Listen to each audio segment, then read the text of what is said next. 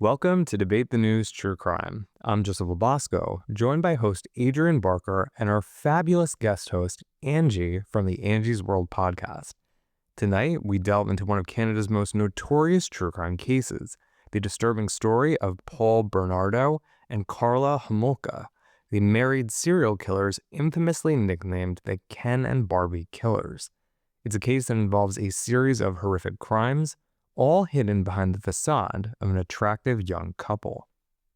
Before we begin, a warning to our listeners. This episode involves discussions of sexual assault and serial murder, which listeners may find disturbing. Listener discretion is advised. If you or someone you know is in need of support, help may be available via the Crisis Lifeline by dialing 988. We approach this story with respect for the victims. May they rest in peace. And a quick disclaimer, Adrienne, Angie, and I are not attorneys, law enforcement officials, medical professionals, or forensic experts. We research each case, but this show is recorded live with minimal editing. Any factual errors are unintentional. Any individuals, businesses, or organizations mentioned that haven't been convicted in a court of law are legally presumed innocent until proven guilty. The opinions of our guests and audience members are their own and do not necessarily reflect the views of myself, Adrienne, Angie, or Debate the News. What's up, y'all? It's your girl, Angie, aka AngiesWorld. The story of Paul Bernardo and Karla Homolka forces us to confront some very difficult questions. How could a seemingly ordinary couple commit such heinous crimes? What warning signs were missed, and how did the justice system handle the aftermath? Tonight, we'll examine every angle of this case, from Bernardo's early crimes as the Scarborough Rapist and the pair's escalation to murder, to the controversial plea deal that labeled Homolka a deal with the devil, and the long-term fallout as both offenders faced very different fates. Welcome, Angie. We're excited to have you. This is Debate the News True Crime. Let's dive into the case timeline. In the late 1980s and early 90s, in the Toronto suburb of Scarborough, an unknown assailant dubbed the Scarborough Rapist stalks and sexually assaults numerous women. In total, over a dozen victims are attacked between 1987 and 1990. Police have few leads and do not yet realize the culprit is 23-year-old Paul Bernardo, who outwardly appears to be a clean-cut, college-educated young man. And during the beginning of that spree, a dangerous romance is born. In October of 1987, Paul Bernardo meets 17-year-old Karla Homolka at a hotel restaurant in Scarborough. The attraction is instant, and Bernardo soon starts making regular trips to see Karla in her hometown of St. Catharines, Ontario. By Christmas of 1989, they're engaged. The friends and the family, Paul and Karla, they seem like a picture-perfect pair. But beneath the surface is a diabolical couple leading a secret double life. That facade shatters in the most tragic way. On December 23rd, 1990, Karla's 15-year-old sister, Tammy Homolka, stops breathing during a sinister experiment orchestrated by the couple. Earlier that night, Paul and Karla had drugged Tammy with sedatives stolen from Karla's workplace. Then Paul sexually assaulted his unconscious sister-in-law while Karla looked on. Tammy suddenly began choking and could not be revived. She died there in the family home. In the aftermath, Paul and Karla feigned panic and told responders it was an accident. Incredibly, Tammy's death was officially ruled accidental and no foul play was suspected at the time. Barely 6 months later, Paul Bernardo commits his first known murder. In the early morning of June 15, 1991, 14-year-old Leslie Mahaffy disappears from outside her home in Burlington, Ontario. Bernardo abducts the teenager after she misses her curfew. With Karla complicit, Leslie is held captive for roughly 24 hours, during which she is brutally raped and tortured before being killed. Bernardo then dismembers Leslie's body and encases it in concrete. The concrete blocks are dumped into a nearby Lake Gibson. 2 weeks later, on June 29, 1991, the same day Paul and Karla are married in a lavish ceremony, Leslie's body parts are discovered by fishermen in the lake. Despite the discovery of Leslie's horrifying death, the newlywed Bernardos strike again. On April 16th of 1992, 15-year-old Kristen French, she's abducted in broad daylight from a church parking lot in St. Catharines. Over 3 days, Paul and Karla methodically torture and sexually assault the high school student while they're holding her captive. And they ultimately strangle Kristen to death, later dumping her nude body in a ditch about 30 miles from where she was taken. Her remains are found on April 30th, 1992, in Burlington, which is not far from the site of Leslie Mahaffy's grave. And the killing of Leslie Mahaffy and Kristen French, it shocks Canada and prompts a massive police investigation. But the perpetrators, they remain unidentified for the time being. So now we're going to go into early 1993. The deadly partnership between Paul and Karla begins to implode. On January 5th, 1993, after years of domestic violence, Karla Homolka leaves Paul following a severe beating that leaves her with black eyes. At the same time, law enforcement is closing in on Bernardo. A few weeks earlier, forensic and analysts have finally matched Paul Bernardo's DNA to several unsolved Scarborough rape cases. On February 17th, 1993, Toronto police arrest Bernardo at the couple's Port Dalhousie home. Investigators launch an exhaustive 71-day search of the house for evidence suspecting a link to Mahaffy and French's murders. Facing potential charges herself, Karla quickly pivots. She tells police that she too is the victim, claiming Bernardo abused and coerced her into participating in his crimes in exchange for protection. Karla offers to cooperate fully with the authorities against her husband. May-July 1993. To break the case, prosecutors strike a controversial plea deal. After weeks of negotiations, Karla agrees to plead guilty to 2 counts of manslaughter for her role in the deaths of Leslie Mahaffy and Kristen French. In return, she receives a relatively light sentence and the promise of immunity from any further prosecution. On July 6, 1993, 23-year-old Karla Homolka is formally sentenced to just 12 years in prison. In court, she portrays herself as an unwilling accomplice who suffered beatings and blackmail at the hands of Paul. At the time, the deal is kept under a publication ban, and the public knows only that Karla cooperated in putting Paul Bernardo behind bars for the 2 murders. Outrage over this plea bargain will erupt later, when the full truth comes to light. On September 22nd, 1994, that's more than a year after Bernardo's arrest, investigators finally recover a set of hidden videotapes recorded by Paul Bernardo himself. The tapes had been stashed in the ceiling of the Bernardo's home, and it was initially missed by the police.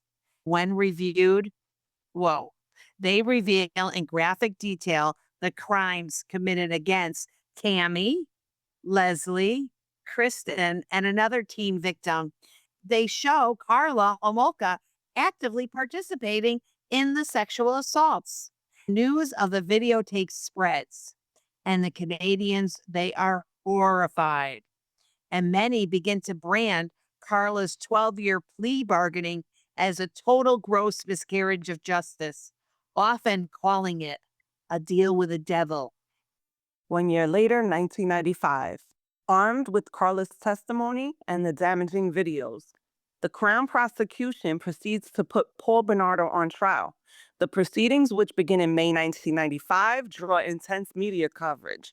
Bernardo's defense admits his involvement in the kidnappings and rapes, but tries to pin the actual murders on Karla, even claiming at one point that Karla was the one who strangled the girls. The jury doesn't buy it.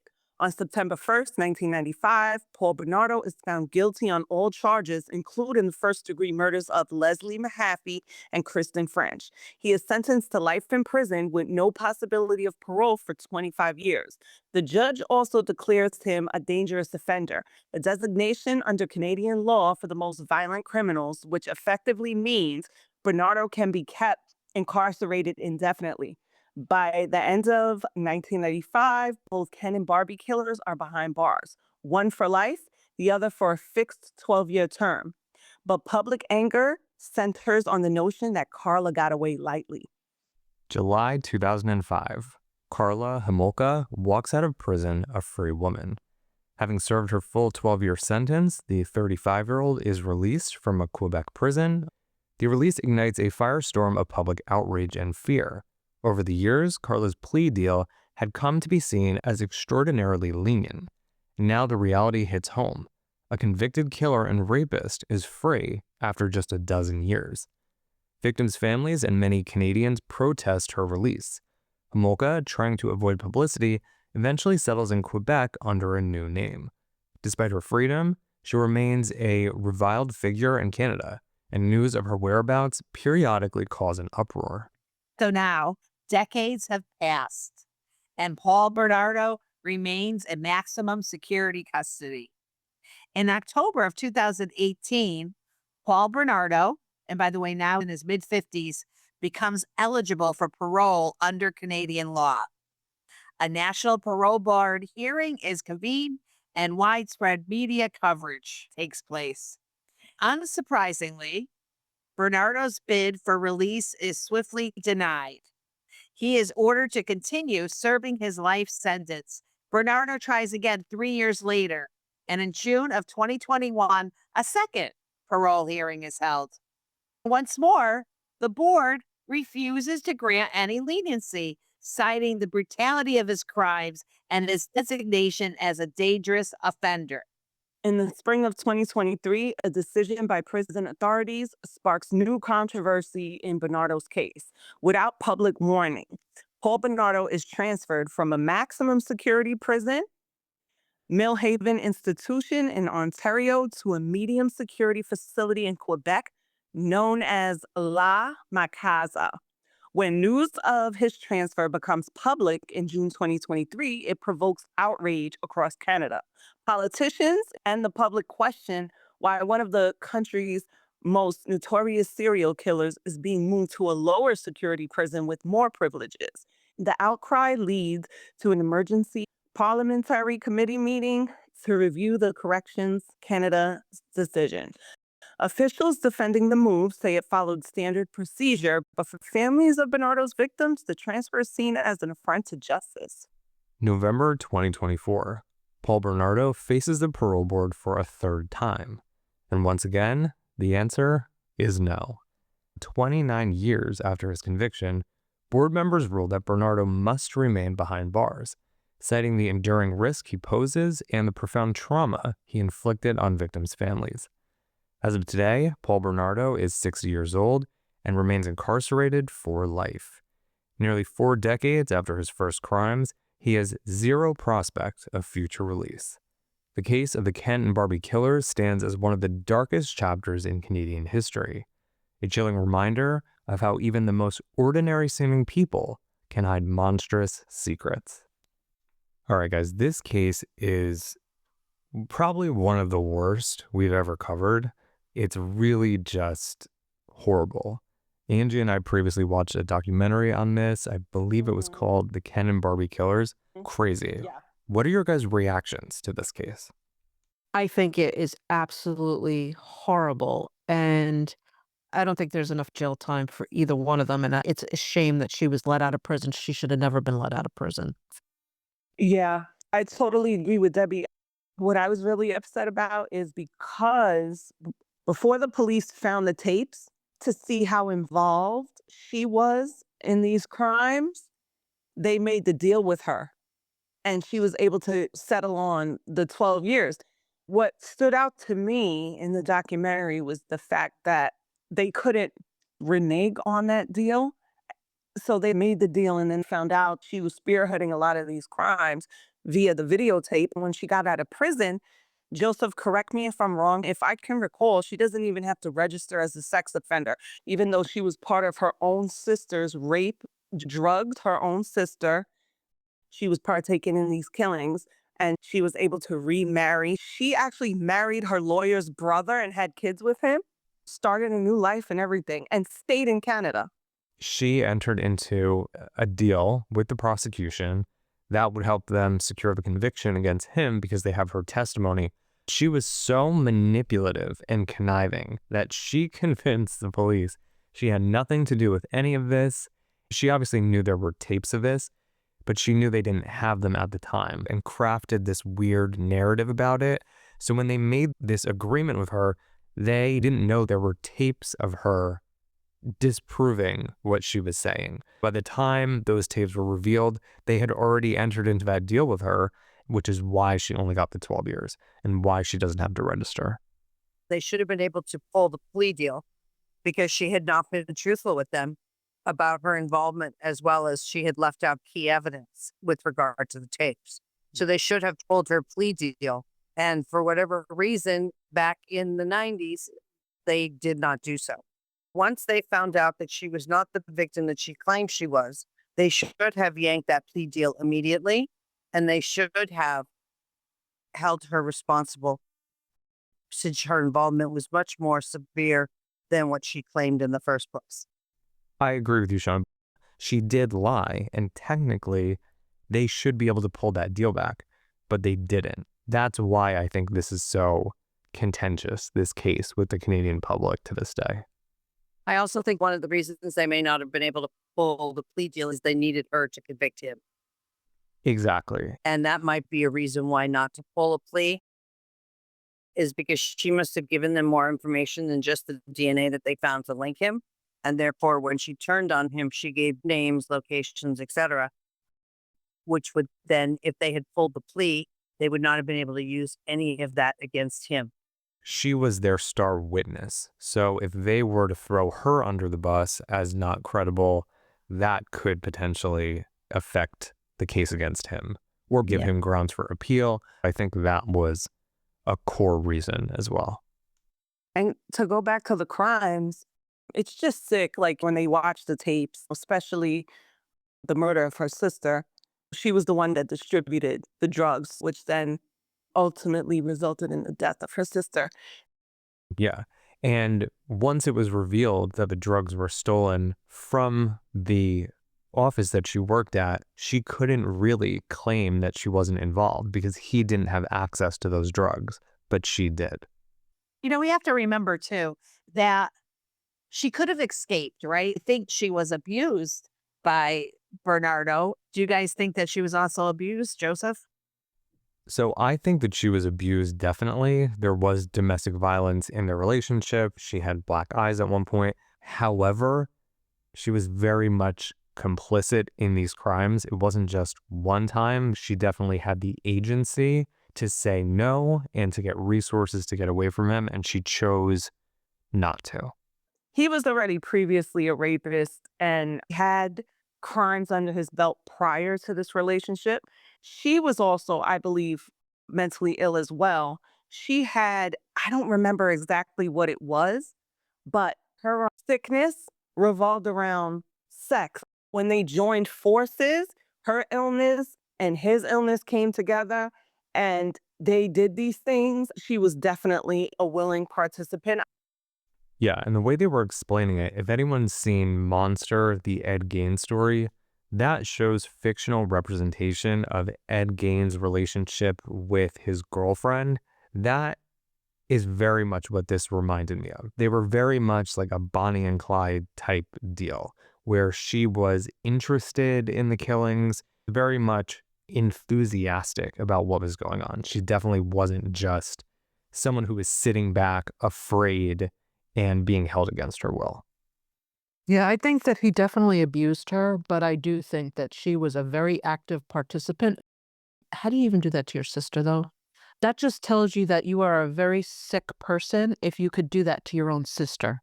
Yeah, there's definitely some illness going on there because this was not a normal relationship. This was not a normal man. This was not a normal woman. I mean, he was a serial rapist around the time that he met her. She calculatedly aided in this death of her own sister. She had the discussion with him. It was premeditated. She took the drugs, laced, I believe it was pasta sauce, served it to the sister, and then video recorded them sexually abusing her. And she eventually died because she choked on her own vomit, which is something they weren't anticipating. But yeah, these were two very, very sick individuals. She chose to do that. Then she chose to get engaged and get married. And then she chose to continue on. And I think it's very unfortunate that she gets to go out and live her life now and has gotten married and has kids, profiting off of the Quebec government, which is, near and dear to me because that's where my family lives. So everybody has to kind of remember the timeline before they start thinking, oh, well, maybe she was a victim of domestic violence and she was coerced. No, she went into this knowingly. Absolutely 100%, in my opinion. She went into this knowingly and was a proud participant. I mean, to find out she killed her sister, does she have any kind of relationship with her parents, especially if she's had kids? Like, those are their grandkids. Does anybody know anything about that? I don't remember what they said about the parents, but you're 100% right. And can you imagine those children that are now teenagers? They're going to hear about what their mom did. They probably have, Hulu and these other platforms that they probably see the documentary. And then to know that their dad is the defense lawyer's brother and the mom did this, it's got to be hard for the children as well. I feel bad for the parents as well. What she did with her sister was absolutely disgusting, but Karla was fearful about losing him, right? So when you kind of look at each one and where it went with that sexually motivated crime and her trying to maintain a relationship, that is a big issue. I think what would have concerned me is if she was to find someone else like Paul, if she was to go into another relationship, which could happen, that could be an issue. That could be where these traits that she has may come out. And I think there was some fear that she would go right into that same kind of relationship pattern. I mean, I'm the first one to be a feminist and to jump on the narrative of the, abused. The woman was groomed. The woman was scared for her life. I did at first feel that same narrative. Oh my goodness, she's much younger than him. He's grooming her.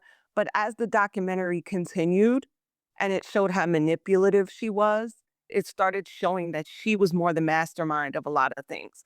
You started seeing the dark side of her. So the narrative, I don't think it was that she was this innocent, groomed young girl that was so terrified of Paul that she did everything he told her to do. And for those that are listening, there are very real scenarios that people are trafficked, abused, raped, and held captive to do certain things. I'm not saying that does not happen, but in my personal opinion, with this case, it was not that. That's a great point. I definitely do think she was abused at some point in the relationship. I do think he groomed her to a certain extent, but I absolutely walked away from this case looking at her as someone who very much was enthusiastically involved in all of these killings.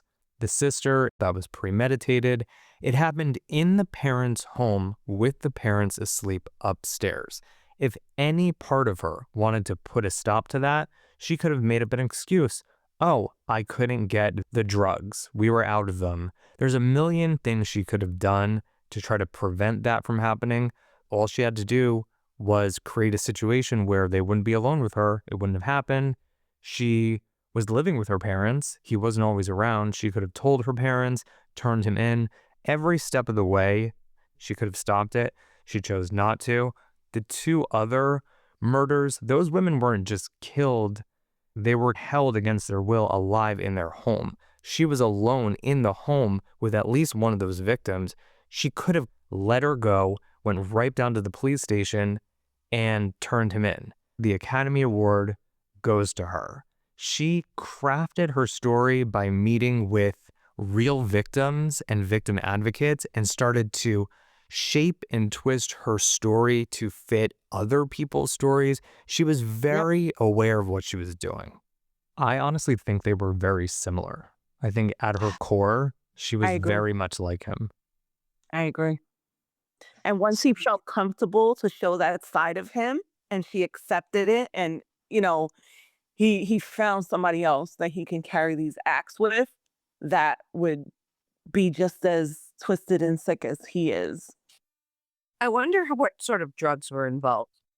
In Canada, it wasn't pot, it was hash. And it was some good stuff, readily available. And it was cocaine.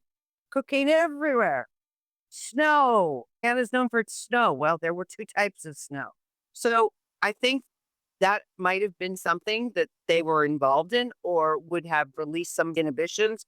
But from what I've read, she was equally as deranged and party-ish.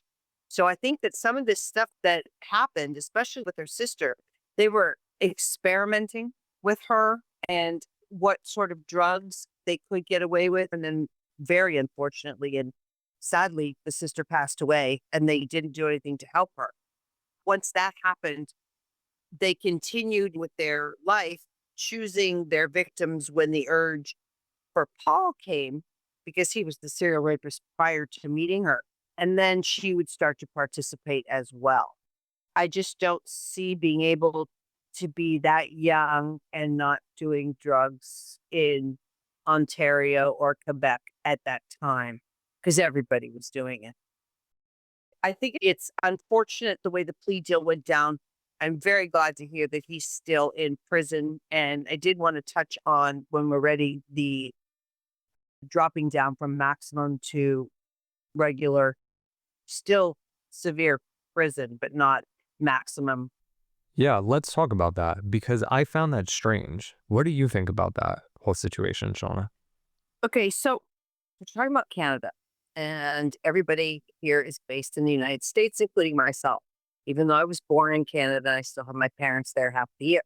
The system is a little bit different than in the US. In the US, you have maximum security prison, right? And then you have minimum security, and then you have halfway house. In Canada, you've got the maximum security where they put the worst of the worst. They're in their own little place in the middle of nowhere. They're in the cell 23 and a half hours a day. They maybe get out. They don't mix with each other, none of that stuff. But he's been in prison for a really, really long time with obviously no issues.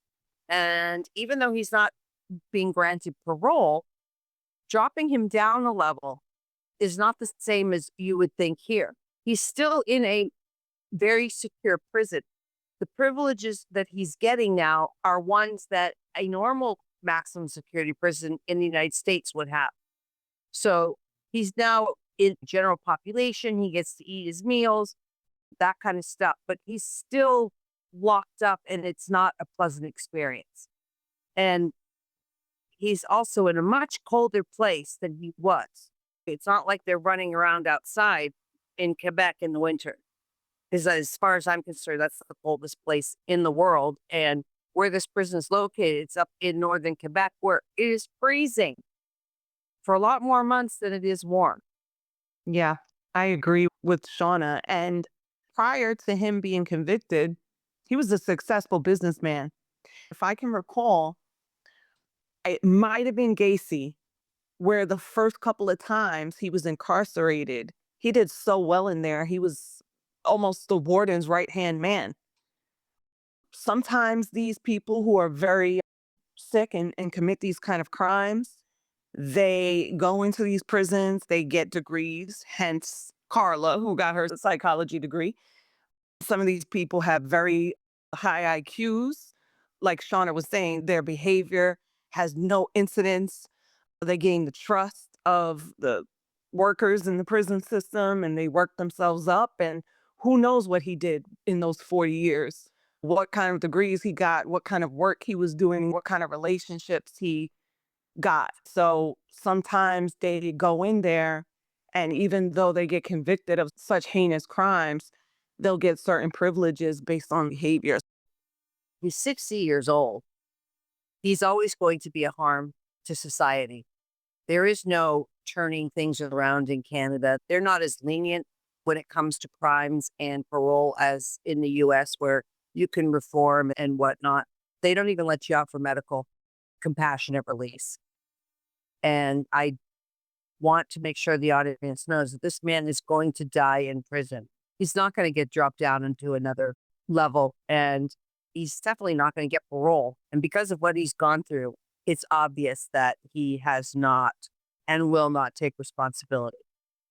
I was surprised to learn that Canada does not have the death penalty because honestly, this case, at least when it comes to Paul, I think he would have been an excellent candidate for the death penalty based on everything we know about him. But let's go to the question of how should society treat someone like Karla Homolka after her release? She served her sentence and has lived quietly for years. What would you do if Karla Homolka moved in next to you? So she did go to a different province. She served her time in Quebec, which is not Ontario, which is a different province. So she didn't go back to where she's from. Now, Quebec is the French province of Canada. And maybe one of the things she learned was French. She might have been able to meld more into whatever neighborhood she decided to live because she was fluent in French at that point and was not recognizable the way she was prior. She has been able to maintain a low profile over the 20 years, right? She's avoided a lot of media. She's avoided a lot of trouble. The one thing that did kind of come back to haunt her is that she tried to volunteer at her kid's school in 2016 and 2017. The parents were not happy. They asked for her removal and had to create some ruling to make sure she was unable to volunteer at her kid's school. But I think she has the right to reentry into the world. She has a right to reintegrate and take some rehabilitation. I don't know what she was doing on that, but I think that she hopefully will continue on with their life and do good things in order to make up for the shit she's done. But honestly, like, as a parent, I wouldn't let my kids go over their house. Right. Same. Absolutely not. Like, so in a way, I feel bad for these kids because I'm sure that to some extent they're ostracized because my Right. kid would not be going to their house. Oh, hell no. And those kids didn't do anything to deserve the reputation that they were born into from their mom and then even their dad, because what a scandal that is. She married her defense lawyer's brother. So it's not like you met someone unassuming and under the radar. You married your defense attorney's brother and then had a family with this person. And this is a well known case in the state. So it's kind of hard to be under the radar, but the kids definitely don't deserve, like I said in the beginning of the podcast, I feel bad for them because they're older now and they probably see these documentaries about their mom. It's terrible. I questioned his sanity for marrying her. You know what she went to jail for? Andrew and I both said that after we watched the Yep, documentary. you We're like, said what that. is wrong with him? You definitely said that. Yeah. But you know what? A lot of these people, I mean, look at Ted Bundy, how many women wanted to marry him after he was convicted of the things that he was convicted of and he went to jail. He had fans, he had, dare I say, groupies. Some people are very intrigued, but to me, that is strange. And I said this to Joseph. If I was him, I'd be sleeping with one eye open because you never know. I wouldn't sleep. This is so interesting to me. So, I mean, I absolutely think that people can change, especially in the 20s. And now she's older. I think that's what rehabilitation is, going to college, learning, talking to other women. So it's like you guys are thinking she can't, like, I don't think she's the same person coming out. And just maybe because I do believe in love. So let me just be the romantic for a second. Maybe they met and maybe he realized, oh my God, that a lot of what is being said about her may not be 100% true. Maybe the videos that were seen were not exactly telling the whole story. And maybe he found some things that he absolutely loved about her and wanted to have her as his wife and raise a family. So if I nailed it on the head, if the attorney could call, let me know. That would be Well, great. you know, Adrienne, I do think that people can be rehabilitated. However, I'm going to go back to the fact as a parent, I still would not trust that, and my kids would not be involved with her children. Sorry. Great. Sounds mean, and I feel bad because I feel bad for those kids. They didn't ask to be born into this, but I'm not going to take that chance. We don't always know people, right? So when you think about it, how do you even know your children are at someone else's house? What's really happening behind closed doors? We just don't know. You don't. But when somebody was actually convicted of this, she killed her own sister. No, there's no rehabilitation on this earth that would permit my children to go there. There just wouldn't be. You don't know who people really are behind closed doors. But when you knowingly know this, yeah, no, my kids aren't going to go there. I agree. Adrienne, I love that you always try to look for the best in people, but I gotta say, out of all the cases we do, there's different profiles and types of offenders and criminals. To me, Karla Homolka is one of the most dangerous types of criminals because she is really smart, extremely manipulative. She's morally detached from the consequences of her actions, and she can just steer people in whatever direction she wants and be completely unassuming. I just want to say, though, facts, she scored 5 out of 40 on the psychopathy checklist. I don't know. They're saying it's a gold standard tool for accessing any kind of sexual deviance or anything like that. It's saying that she has a very low score, whereas Paul scored very high. He scored 35. She only scored 5. Dr. Louise Morissette testified in 2005 that she was neither a sexual deviant nor a psychopath. So, Karla, if your children want to play with my children, they're all adults now, call me. We'll make it work. She's very intelligent. Her IQ is high. Some people do know that are mentally ill. They do know how to pass psychological tests. Ted Bundy was very smart. So is Karla. And she has a psychology degree and her IQ is extremely high. So I will say I don't put a lot of stock in a person passing a psychological test. You have nurses and doctors that have to pass various tests and different things of that nature. We've seen a lot of true crime documentaries with people that do a lot of unhinged criminal acts within the medical field, within the law enforcement field. So again, me personally, I don't put a lot of stock into passing a psychological exam. I agree, Angie. And it was specifically because of what you mentioned. She does have a degree in psychology. She clearly had a lot of free time, so she had plenty of time to study the very tests that she would have been diagnosed under. Also, the documentary put her in, I believe it was the top 2% of intelligence in Yes. Canada or in the world. She's not just smart, she's extremely smart. Yeah. Yeah. All right, guys. And the last section, I'll just go to the media calling them the Ken and Barbie killers. What do you guys think about that? Focusing on their attractive, youthful image. We're using the name in our title because in Canada, a lot of people know and recognize this case as the Ken and Barbie killers. But what do you guys think about the media using that to name these murderers and rapists? I don't like it at all because, it takes away from, essentially what was every girl's little dolls when growing up. And I really don't like that that's what they called it. Yeah. I could see how they got the name. They do look like a stereotypical Ken and Barbie doll.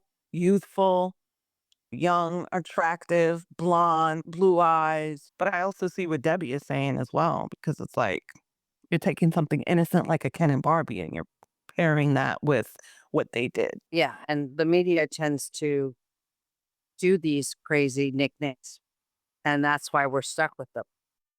Yeah, and I will say, I don't think the media would get away with categorizing a case like this in 2026. I think we use it because that was the name that was given back then. I think in the early 90s, the sensibility to the public and the media is very different then than it is now. So I think it's more of a sign of the times. Because now if they tried something like that. The community outrage, it would be such backlash. I don't know. But again, the media is always undefeated, right?